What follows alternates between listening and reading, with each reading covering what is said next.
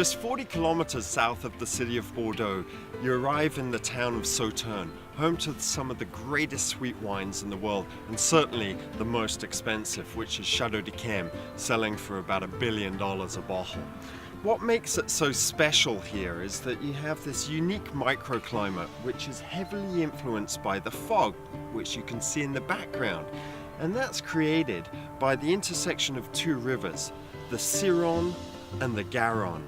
And because of the temperature differences in the water, it creates these misty, foggy mornings.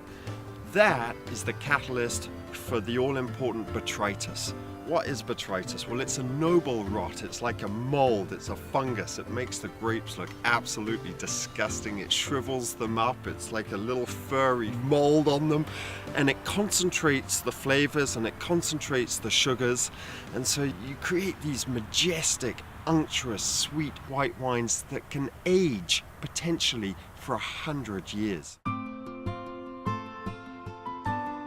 The grape varieties here in the vineyards of Sauternes are Sémillon, Sauvignon Blanc and Muscadel. Now Sémillon is particularly susceptible to botrytis because the skins are very thin. Sauvignon Blanc is important because these rich white wines need some acidity, some freshness to keep them from being too cloying. And then you just have a couple of percent of Muscadel in some of the vineyards, which is this gorgeous floral aromatic lift on the nose and on the palate, almost a little bit like Viognier. Anyway, what happens is around about now in late September, pickers come through the vineyards.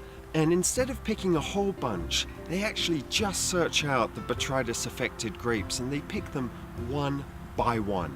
And pickers come through the vineyards in what they call trees, in selections, up to 10 to 12 times during a vintage just to pick those botrytis-affected grapes. So making Sauternes is risky business. Some years you might not make any wine at all. But if it all goes wrong, at least you're surrounded by stunning chateaux, gorgeous countryside with vineyards on gently rolling hills, and little villages every couple of kilometers where you're sure to get a steak free to die for. And it's amazing just how small some of these villages are. You can drive through them in about 45 seconds.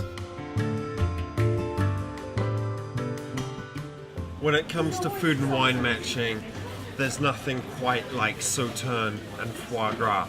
This is a match made in heaven, typically served as a starter here in France. Very rich, very explosive flavors, absolutely to die for.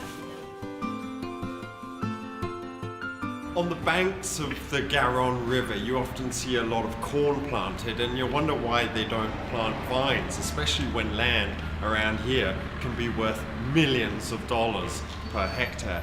But actually the Garonne River doesn't always stay the same height. And you can see here, back in 1770, they weren't quite so lucky. Wines played a huge role in medicine in France. This little booklet here from 1935 is actually written by a doctor from the Ministry of Agriculture who recommends certain wines to cure certain ailments. And here you can see if you have bad allergies, you should have 3 glasses a day of Saint-Emilion. If you have bronchitis, it's Bergerac. Only 2 glasses a day. Pass on that.